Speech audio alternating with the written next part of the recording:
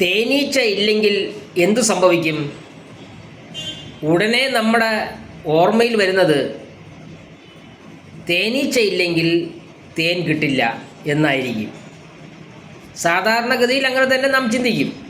പക്ഷേ അതല്ല. തേനീച്ച ഇല്ലെങ്കിൽ 4 ദിവസം പോലും മനുഷ്യൻ ജീവിക്കില്ല.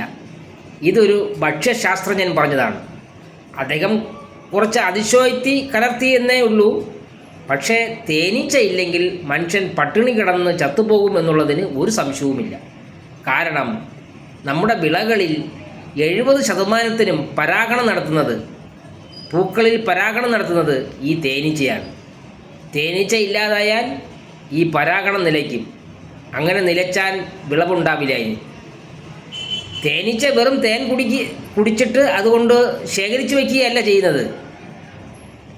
അതായത് ഈ പൂക്കളിൽ പരാഗണം നടത്തുന്നതിൽ പ്രധാന പങ്കാണ് തേനീച്ചയ്ക്ക്. അത് നഷ്ടപ്പെടുകയാണെങ്കിൽ ഈ സസ്യങ്ങളെല്ലാം നശിച്ചു പോകും. 2016 അമേരിക്ക തേനീച്ചകളെ ഇറക്കുമതി ചെയ്യേണ്ട ഒരു അവസ്ഥ ഉണ്ടായി.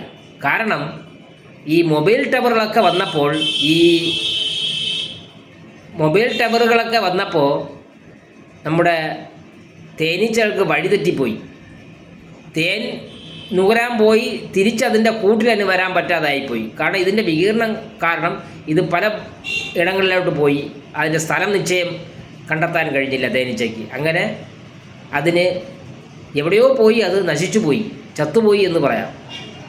അങ്ങനെ അമേരിക്കയിലാണിത് വ്യാപകമായത് ഒരു 10 വർഷം മുമ്പ്. അങ്ങനെ അമേരിക്ക ഈ ഇറക്കുമതി ചെയ്തു തേനീച്ചയെ. ആ ഒരു അവസ്ഥ വരെ ഉണ്ടായി. കാരണം കാർഷിക മേഖലയിൽ അതിൻ്റെ ഉന്നതിക്ക് തേനീച്ച കൂടിയേ കഴിയൂ.